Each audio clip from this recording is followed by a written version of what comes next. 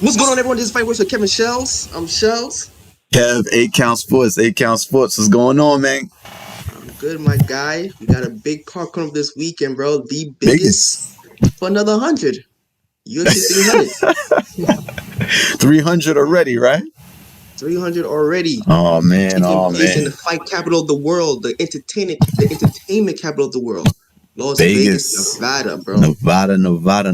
We got a fight night, a fight weekend, man. We got to fight. Look.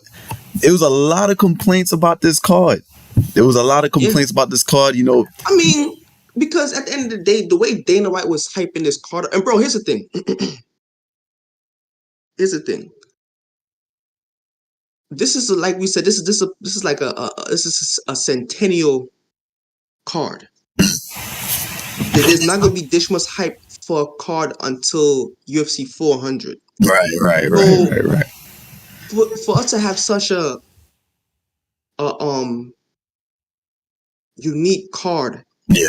and not have no fighters from the heavyweight division, which is fighters' most prestigious heavyweight class, period, across all combat sports.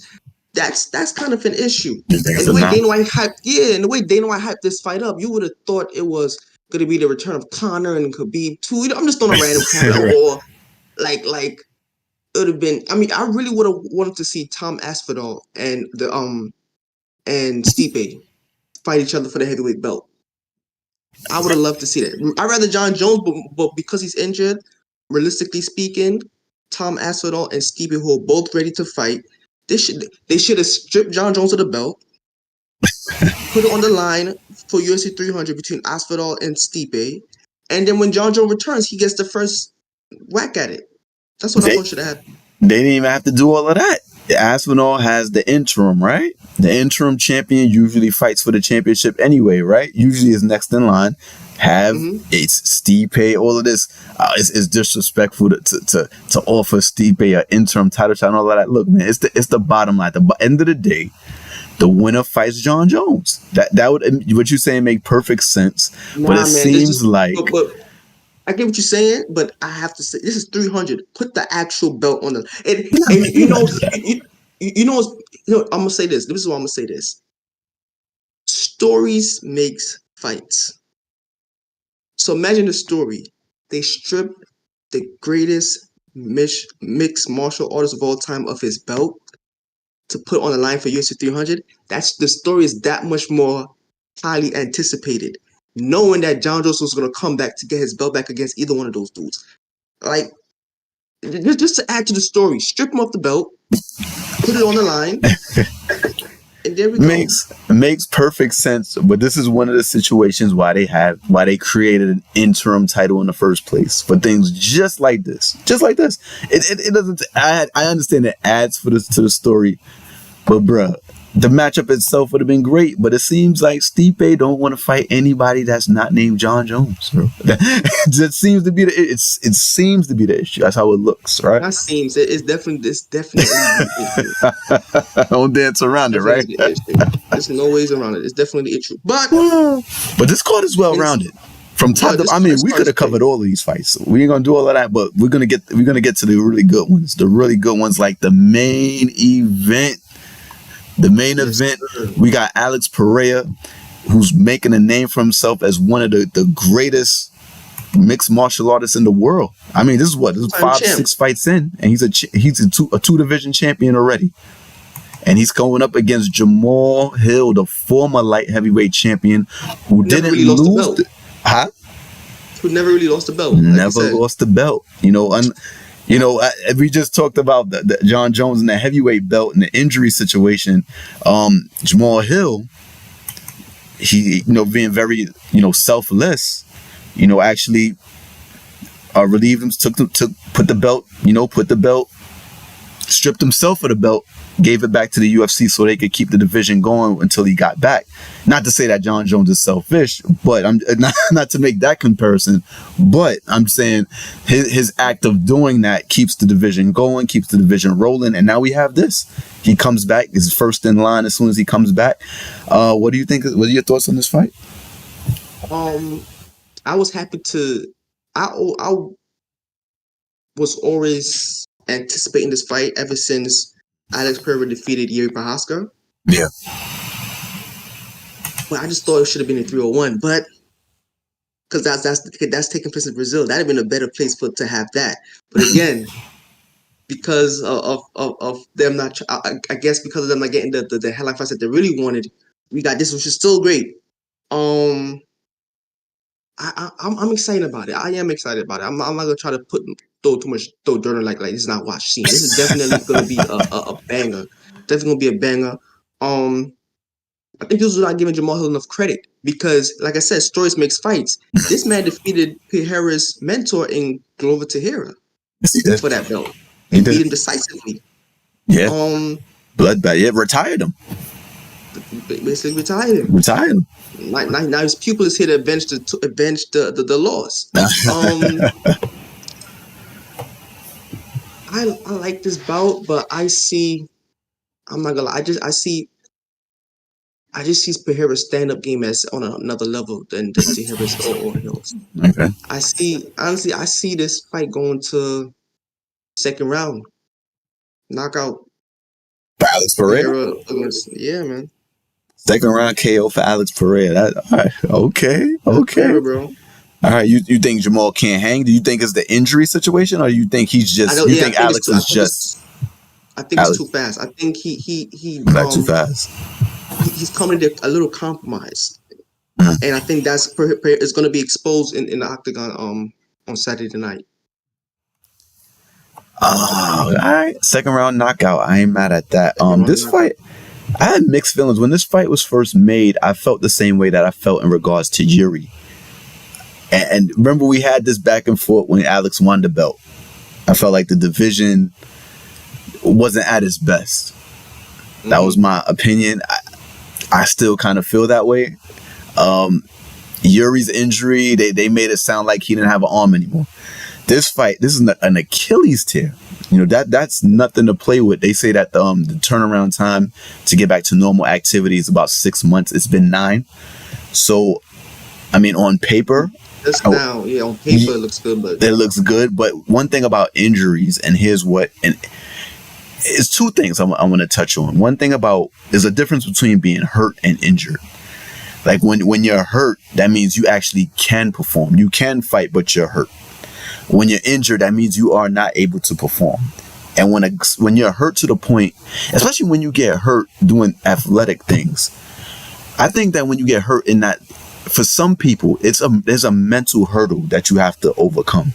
You know, now he injured himself playing basketball. You injured yourself doing something that you would normally do. You know, there's not only is there a recovery time physically, there's actually a mental recovery time as well. Do you question what moves you can make? I made that move before. Are you a lit ginger? Or are you hesitant? You know, when you get into the ring in the octagon with, like you said, like we said, one of probably the greatest mixed martial artists ever in the world. That's where he's trending to. Like, you can't be hesitant. You know, this is his first fight back. And I feel like one of the things that force fighters' hands sometimes, and this may have been the same situation with Yuri, is I don't know Jamal Hill's pockets or anything like that, but how much times have we heard UFC fighters talk about pay?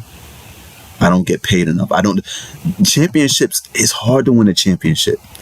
So when you get the opportunity to fight at the UFC 300, even if you might not be 100%, he's not going to say I'm not 100%. Let's be real.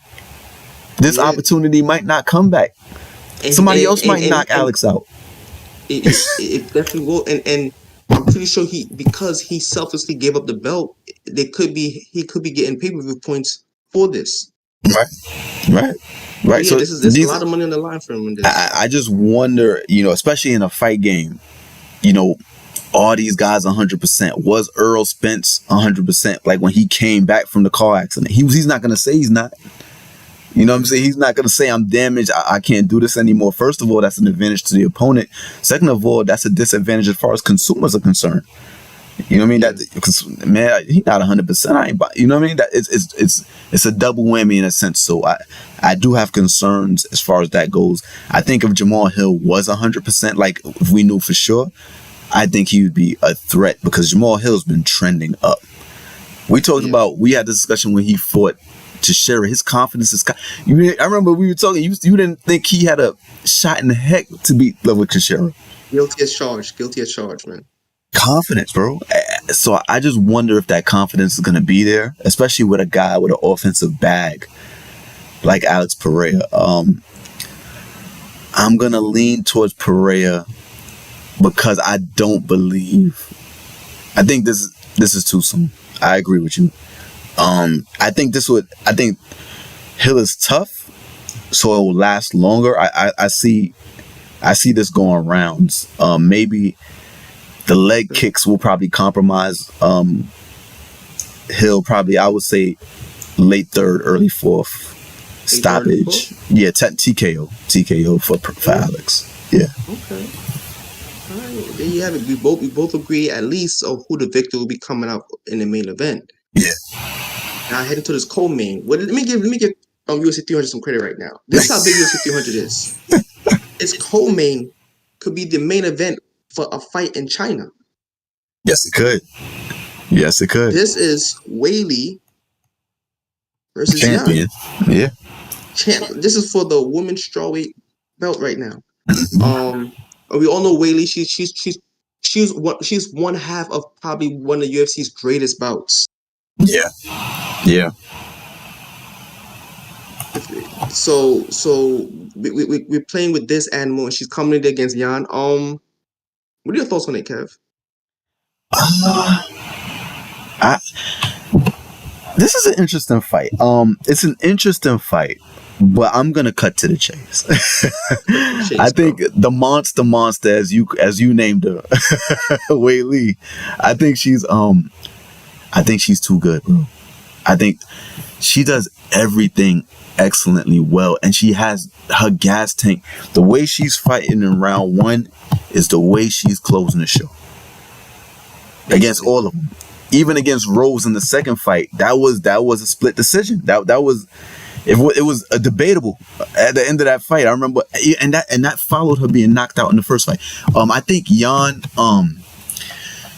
Shannon, I think her stand-up game is excellent. She has great leg kicks. I like her leg kicks, and with Weili, I can see that maybe working on Weili, but the issue that Yan has, that she lost, she has a close fight, a debatable fight with Mackenzie Dern, who's a fighter that likes to take you down and go for submissions.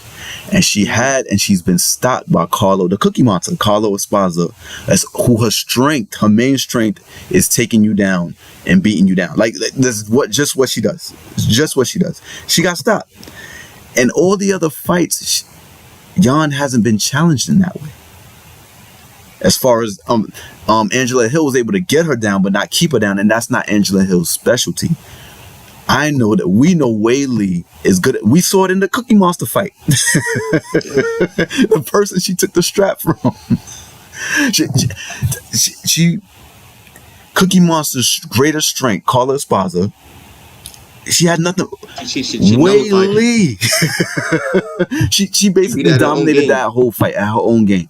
Weili is gonna go there. This fight is gonna hit the ground, and I don't think Yan is there yet. I don't, unless something's changed. Granted, there's been some years that's gone past since the Carla Esparza fight, but she hasn't been challenged in that way, and she's going to be challenged that way. I guarantee it. Saturday, this fight is going to hit the deck, and I see a submission. How many rounds? I see a Weili submission. 2. Round 2. Yeah, top of the third, late second, top of the third. Let me tell you this. You know, sometimes you could watch, you could gauge how a fighter may perform through, like, you know, you may watch UFC Embedded or, you know, things of that nature. Yeah. Bro, I seen Weili lift up Ngannou.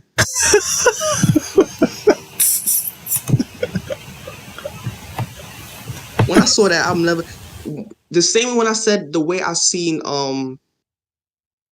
Nunes dominate Cyborg, and I said I'm gonna never bet against Nunes again. Yeah. I've never been against Weili. She lift up Francis Ngannou. Yeah. And I know that's crazy. That's MMA math never adds up, but it just awoke with something like I've never been against Weili. Right. I see Weili taking her to the ground in round 1, bro. I wouldn't be If she get past surprised. round one, I'll be surprised. I She wouldn't get be past round one, surprised. I'll be surprised if she gets past round one. And to make it to the championship rounds, Yeah. And listen, she's only been to 5. That's another thing. Shannon, she's only been to 5 rounds one time, and that was against Mackenzie Dern. And Mackenzie Dern is middle of the pack. see, She's middle, and she's Whaley, like I said, from rounds 1 through 5. The stand-up game, I like Yon. I like her leg kicks. I like her stance, her posture and stance. She pops a jab well. She's a volume puncher. She's not a one-punch KO. She throws in volume. But that's just one dimension, bro. It's just one dimension. Matter of fact, you might need the one-hitter quitter for Whaley. That's what Rose was able to do. That's the only time. Y'all don't have that. She doesn't seem to have that. She doesn't seem to have that. I don't think she has it either, but we'll see. So you got, so what round you got? First round? That's the first round. First round? First round submission, bro. I say second. Late second, right. Top of the third, yeah. And Lady ain't playing no game. She's coming to eat and eat fast, bro. Oh, speaking of playing no games, BMF, your favorite title, the title you advocated for. Thank you. At least I was gonna say I advocated for this belt from day one. I always said this belt deserves to be in rotation like all the other belts, and now it's finally happening. It's now on the main stage, UFC 300. I couldn't be happier. And you got two badasses, Gaethje and Max Holloway. This is gonna be a barn burner. It's gonna be a nice fight. You got on one side who calls himself the greatest boxer in the UFC, Max Holloway. And on the other side, you got a man who hits like a truck in Gaethje. Yeah, I see this fight is going on their 2 feet. I don't see this fight going to the ground. Oh no, unless somebody hits the deck. Listen, this is what I'm going to. I think Gaethje's keeping that BMF belt. I think Holloway's going to hit the deck in the third round, bro. Holloway knocked out? Have we ever seen Max Holloway knocked out? He haven't gotten hit by Gaethje. Blasphemous. I know it does. I seen him hit by Poirier though. But Poirier's not Gaethje though. Yeah. I hear you. Gaethje beat Poirier for the BMF belt. Remember that. So. Yes, by knockout. By knockout. But still though. So you got Gaethje knocking Max Holloway out. And when is this happening? Early, late? What's going on? No, I said third round. I'm not gonna put it early or late on it, but third round. Third round? Who do I got for this fight? Right now I think Justin Gaethje's confidence is sky high. First of all, before I even get there, this is a great fight. This is another great. My issue with the BMF belt was always. My issue was they never had the criteria. It was always the criteria. Weight classes, like BMF, this should be defended all the time. I still feel that way. But now you have guys that fit the description in the same weight class. This is back to back now. The Poirier Gaethje fight, perfect. And now you're getting another great representation of that. Hopefully they can keep this going. I love Max. Max is dope. First issue I have with Max is when he lost to Poirier, he moved up. He went to lightweight to fight Poirier. And Poirier dominated the fight. I don't want to say, let's say he clearly won the fight. And I just felt like there was a power, as far as punching power, you could see there was a clear difference. Max threw a lot in high volume, but nothing really seemed to bother Dustin. And Max went back to featherweight after that. Now he's coming back up to lightweight again. I just don't see that it being any different. He's going against a guy that has a heck of a chin. I just feel that Max's power doesn't seem to translate going up to lightweight. It hasn't translated. And I think Gaethje's Gaethje's been in how many wars already? So I don't see Gaethje getting hurt. It'll be interesting. I will say this. With Poirier has great boxing skill for an MMA fighter, at least. He's southpaw. He's behind his jab. Lets his power hand go behind it. Max Holloway will will make you look bad. Like he'll outbox you, Poirier, make you said look. Poirier? Yeah, when Poirier fought Max Holloway, Okay. he was able. Poirier is one of the better boxers as far as boxing skills in MMA. Dustin Poirier, and that was on display when he fought Max the first time. And even in that, Max was able to strike with him, but Poirier was the bigger puncher, the heavier puncher. Okay. The case I'll make for Max in this fight is maybe Gaethje isn't as skilled as Poirier with his hands. Gaethje loads up well, and he knows how to catch you and turn you into punches and heavy punches, and he's great with leg kicks. But maybe Max might be skilled enough to outbox Poirier. It's possible. I just feel that Poirier is the heavier puncher, and he will get Max to engage enough that his punches will be more telling. It'll have greater impact. It'll go to a 5-round decision. I've never seen Max knocked out. I don't anticipate him getting knocked out. It'll be a clear victory for Gaethje. But I do leave the possibility open that maybe Max Holloway can outbox just Gaethje. It's possible. If that's the case, if it goes 5 rounds, and I would agree with you, it would mean that Max was savvy enough to survive those blows. It means he was the one catching Justin the most. To me, if it goes to 5 rounds, I just hope this don't turn into another Ferguson situation. Nah, I can't see that. Can't see that. That's different. Yeah, I can't see well, that. you got a knockout going on. You got to get knocked out. But the Justin Tony Ferguson situation was a situation where you saw a man not only being dominated, but it seemed like he wasn't himself anymore at the time. I don't see Poirier at that stage yet. So I don't see him like 5 rounds of just being relentlessly dominated. Oh, Max. You mean? Matter of fact, yeah, my fault. I don't see Max getting relentlessly dominant for 5 rounds. Matter of fact, if it goes 5 rounds, like what I was about to say, is that means Max was outboxing Justin and was tagging up the whole fight. It means that he was able to nullify the punching power of Justin. So I think the longer the fight goes, the more trouble Justin would be in. Okay. And vice versa. I think in the first 2 rounds, Max will be in the red zone. Okay. Fair enough. All right. This fight is a major fight coming up. We got your man, the superstar. According to you, the superstar. The superstar, bro. The superstar of the UFC, the UFC superstar. Charles Oliveira taking on Arman Sharukian. What you got? True. Man, this I'm probably most excited about this fight, bro. This fight has, when we talk about implications, first of all, talking about Justin Poirier, we already know that it seems that Islam's next fight will be against Dustin, definitely, because he's been calling him out, because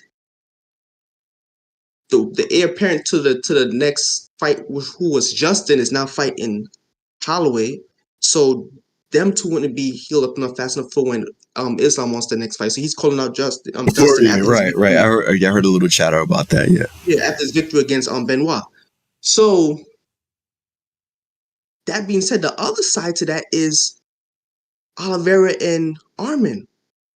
Because whoever those two win, they will be in the in the conversation for who should be next for the lightweight belt. Yeah. So this fight has a lot of implications. This should be the number 1 contender match. I mean, the most deserving is Gaethje, but Gaethje is tied up. But then again, let me throw that. I mean, go ahead. No. Because Oliveira did beat Gaethje. That did happen. To me, Oliveira is still, especially how he did away with Dariush, to remind everyone, like, I'm still the guy. Yeah. I'm still the guy. The champion still has a name. He can't say this and he's Wait, saying what? It's Islam now. It's Islam now. But I'm not gonna go that far with it. But according to him, it's not Islam. But now you got Armin, who himself is a rising star in the lightweight division. Yeah, If yeah. he defeats Oliveira, he's definitely in the contendership conversation for the title. I'll see this fight going, bro. This is gonna be a barn burner. I'm seeing it go all 3 rounds, but It's only going I 3. don't Oh man, I don't see it going to the end. I see Oliveira submitting Armin, bro. 3 rounds. 3 rounds. Um, this is interesting. I feel like in sports sometimes, especially there's. I'm gonna give you an analogy. I'd always tell my friends, like, when we watch football, there's certain teams, no matter what the circumstance, every year, no matter who they lose on injuries, whatever, it's the same teams, damn near 9 out of 10, the same teams that's doing the same thing every year, or hovering around the same records. Sports have a way of repeating itself. Every sport has a way. The UFC has a way of repeating itself. Yeah. I feel like the writing is on the wall. How many times have we seen a champion reach the mountaintop, look like an unbeatable force, they lose, and they never quite make it back again? How much times do we see that in the UFC? They lose the strap, and they never... It's always something, and then the next thing you know, they fade. They fade to oblivion, to PFL, wherever they go after the fact, they fade. We've seen this with... You got my man, Usman. We seen it with Izzy. We see it, bro. They win the belt, take a loss. Anderson Silva. It's a repetitive thing. We think, oh, they'll be back. Chuck Liddell. Like, you could go down the history. For whatever reason, they don't make it back, bro. They don't make it back at all. I see this happening here. So you think Oliver's not I see back? This happening here. This dude, Arman, on the ground, he's a terror. He's physical. His grappling, he is a terror. And we've seen what he could do with a stand-up just now. Just now. I get... And the rap on Oliveira, bro. The rap on him is if you take him, if you put him in a place he doesn't want to be in, he'll quit. It ain't me saying that. These are his peers and his contemporaries. They're saying that. And it's been seen, bro. I have a feeling that the writing is on the... He just had the chance to fight Islam again. And I'm telling you, it looked like that fight was going to go the same way. I feel like this is... Where do you get motivation from, bro? When the guy that's the champion that you have to see, he dominated you. Like, dominated. Like, left no questions. Where do you get the motivation? Where does that come from? That extra... I guess for a great fighter, it'll be there. That faith that got you, that strength, the mentality that got you in the first place. I just think this is embedded in the fiber of the UFC. It's so hard to get the belt, bro. Keeping the belt is a struggle. Once a guy loses the belt, it's like, and the world keeps spinning, bro. The world keeps spinning. He had a chance to fight Islam again. I just feel like there it was, bro. I feel like there it was, bro. Yeah, bro. Yeah, man. I don't think he's there yet, but I think he's gonna surprise us once again, bro. I'm not losing faith in the champ, man. I'm gonna take Arman by decision. Third round. It's only 3 rounds. I take Arman by decision. Okay. And you got submission? Yes, it's submission. Okay. Cool. Matter of fact, I think I might change it to...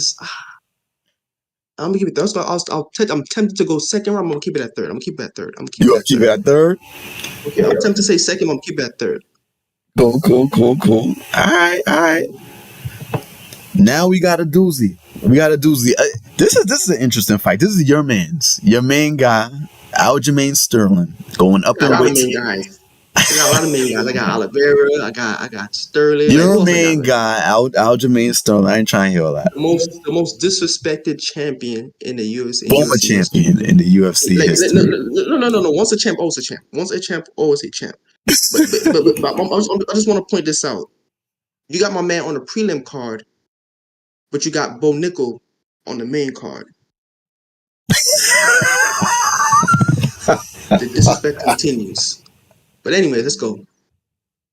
Let's go. Yes. Yeah, Listen. arguably, no, not even arguably, is one of the greatest featherweights. No, sorry, bantamweights. Yeah. Is one of the greatest bantamweights in UFC Yeah. history. He moved Probably up is, featherweight, period. but probably is period. Yeah. That's what I'm saying. Arguably the best. Yeah, Arguably the best. yeah. So yeah, some of Is not the most dominant. Yeah, right. yeah, arguably the best, but is one of the best. Yeah, without question. And he's on the prelims. He's on the Not prelim. even headlining the prelims, but whatever. You know what's funny, and I don't want to deviate, go too far. This fight was made a while back, and when they made it, it was like the main event. And I said to you, remember?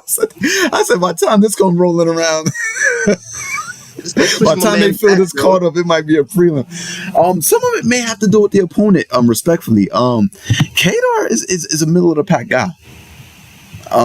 He lost 3 of his last 4.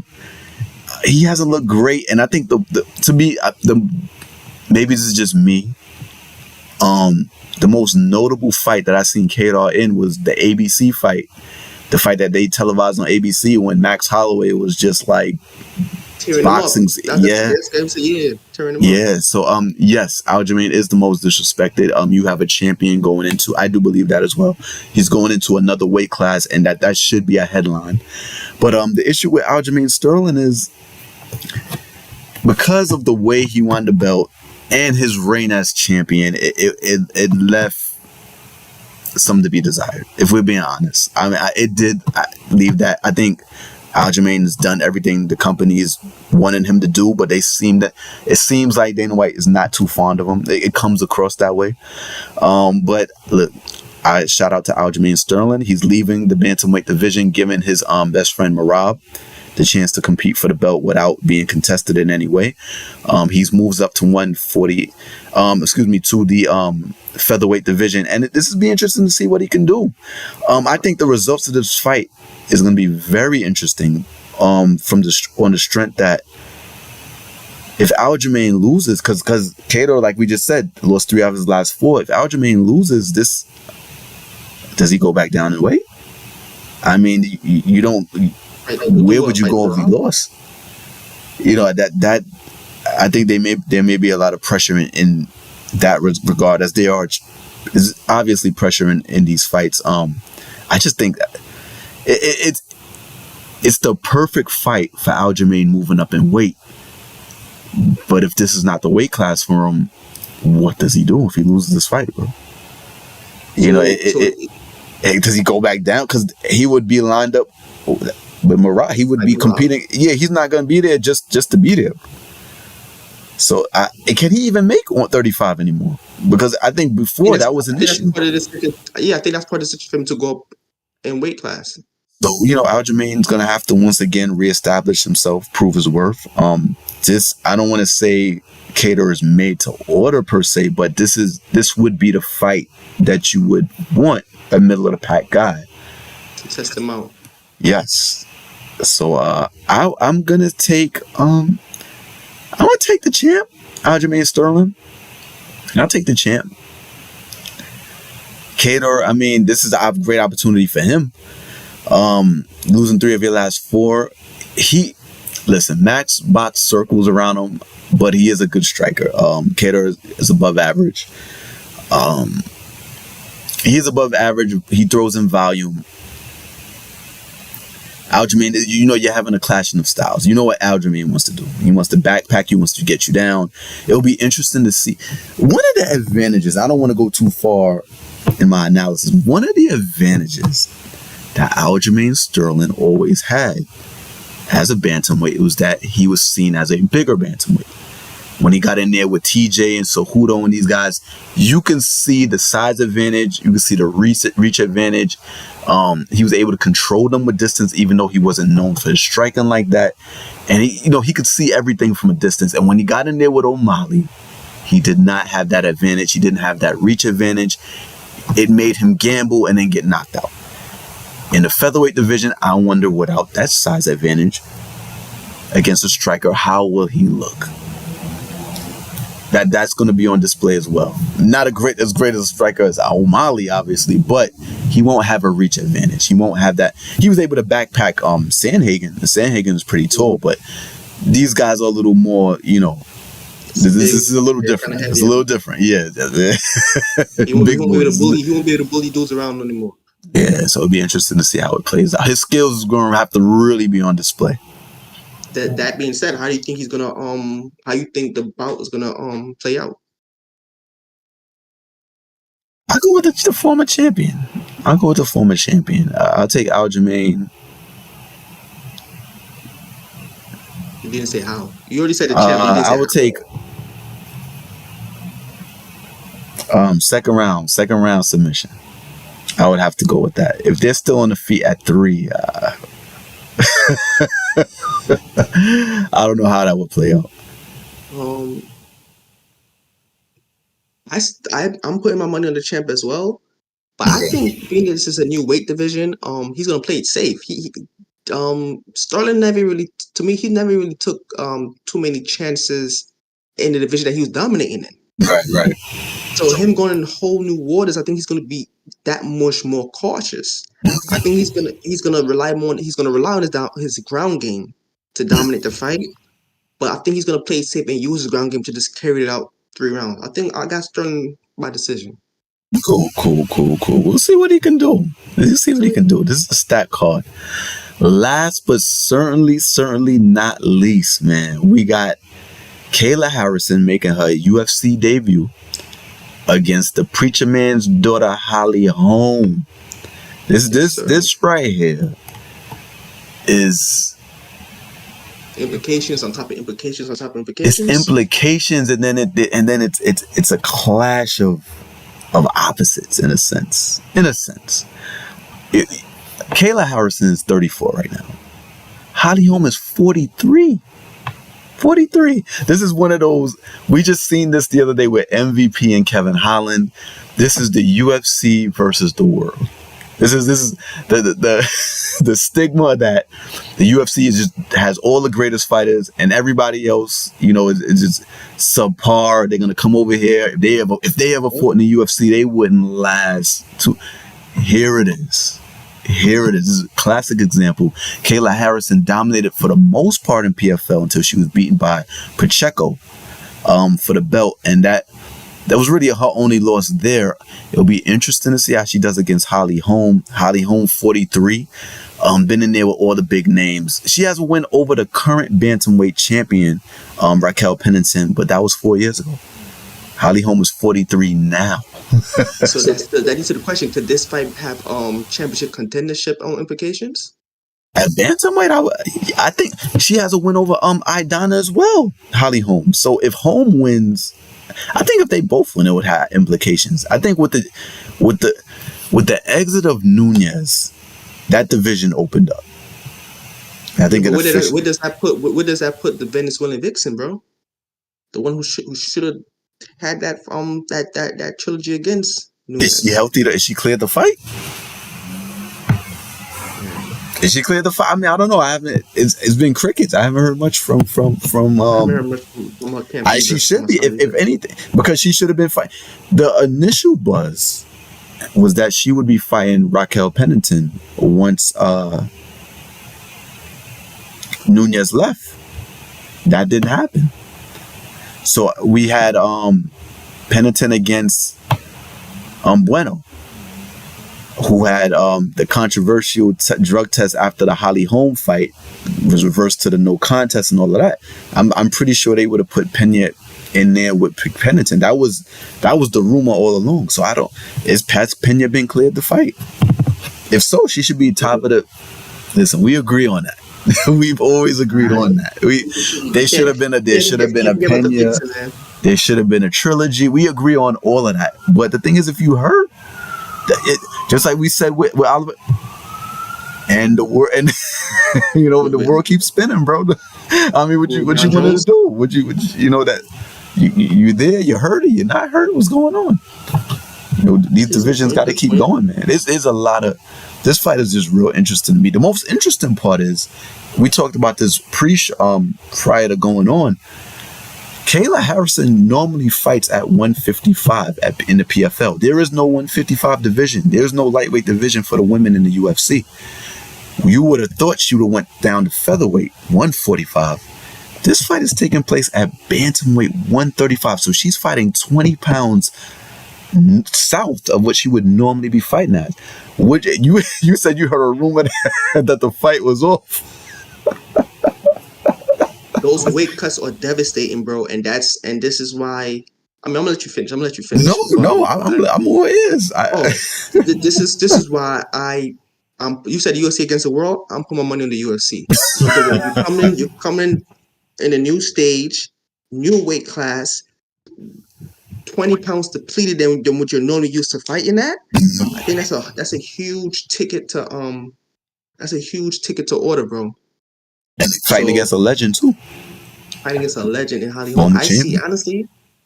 I see this fight. This might go first round KO. First round KO? I'm gonna go there. Oh man. First for Holly Holm. For Holly Holm. Holly. The preacher's daughter. The preacher's daughter, man. Responsible for one of the greatest upsets of all time.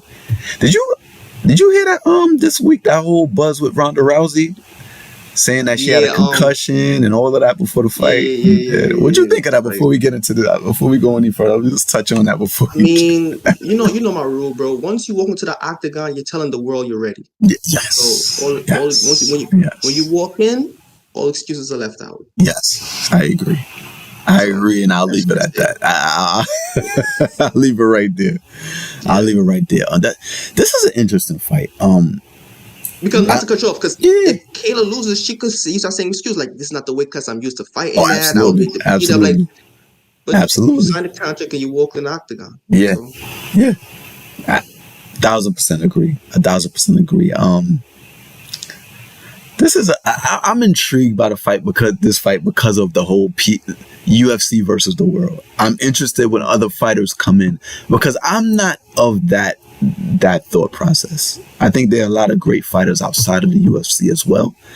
I think MMA is such a vast sport. I think there's other fighters when they come. Alex Pereira will be a great example of that. He came in out his run would tell you that there are great fighters everywhere. Everywhere. The notion that is just not. I'm interested in this. But Alex Pereira, but here's the thing: Alex Pereira already had a history of defeating UFC caliber fighters in Israel Adesanya. And that wasn't MMA. It was just Israel Adesanya. But it wasn't MMA. You're right. It wasn't MMA. What I'm saying is, I think his case is different because he was known already outside the UFC for defeating a UFC champ on multiple occasions. You know what I'm saying? It's different than when you're just walking in. You never fought a UFC fighter before. You do like there's no connection between your journey outside the UFC. There's no path that you have to cross with another UFC fighter. His whole thing was he went in there to fight the champion because he already beat the champion before outside the UFC. But so remember, his story is different. No, you're right. But there's other fighters. Justin Gaethje. he wasn't always UFC. When he came in, Michael Johnson, I remember his first fight was Michael Johnson, who was at that time, high, very decorated lightweight champion at the time. I forgot where Justin came from. Was it Strike Force, or I can't remember what? He came in there. He proved himself immediately. Michael Chandler, he was in there fighting for the belt, second fight in, and he made his mark. It was a short fight, but it was a lot that went on in that just 2 round. Yeah, and even Pereira. Let's say Pereira didn't fight Israel Adesanya. Let's say there was no Israel Adesanya, and he was still. That goes to show you that there's a guy with that kind of caliber just walking around out there that the UFC just didn't have. Think Fedor and guys that never fought in the UFC. There are guys that. So I just don't buy. I understand that there are special fighters in the UFC. I get it, and they're fighting against each other, but I don't think that dismisses the talent and skill level from the other weight classes and divisions. Eddie Alvarez would be another one. He came in, took the UFC strap off of Dos Anjos, and then lost to Conor because Conor was just so far ahead of the pack. I just don't buy into it. But I like these matchups because of that. We just saw it again with MVP and Holland, right? I like these matchups. Yeah. I really like these matchups. Kayla Harrison is a beast from what I've seen. Holly Holm is very disciplined. Holly Holm is the most well-rounded fighter. You have to be special to be a Holly Holm. You can't. So this will tell us a lot about Kayla Harrison. I'm gonna go in a 3-round fight. I'll take Holly Holm. I will go with her veteran experience. Her opposition level. We're talking about. We're not just talking about the UFC level of competition. We're talking about the greatest female fighters of all time. She's been in there with Cyborg. She's been in there with Rousey. She knocked Rousey out. She's been in there with Misha Tate. She's been in there with Nunez. She's been in there with everybody. And Split. She beat half the pack.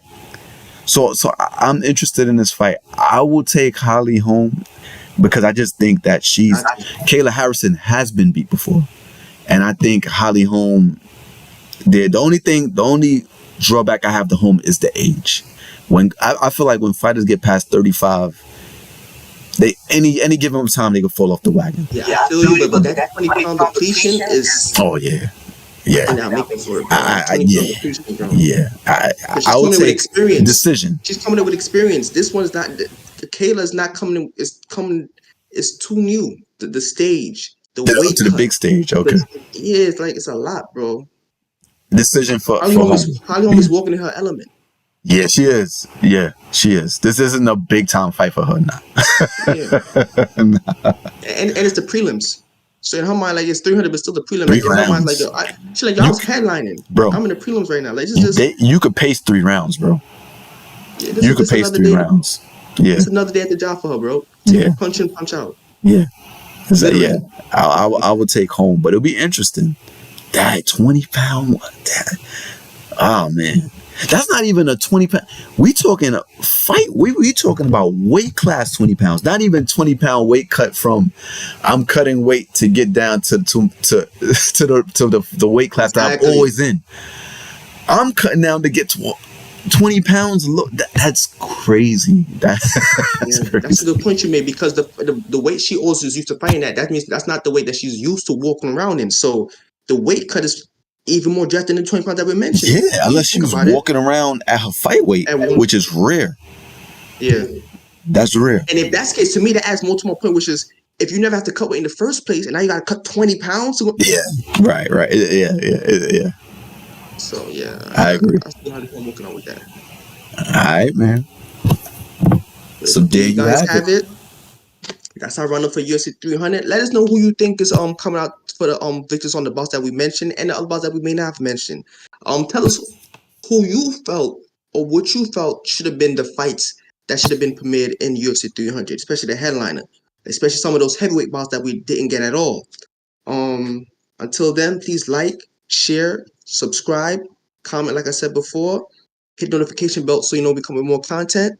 And until then, this Fighting Word with Kev and Shelz. I'm Shelz. That's 8 Count Sports.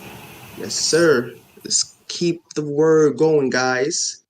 Peace.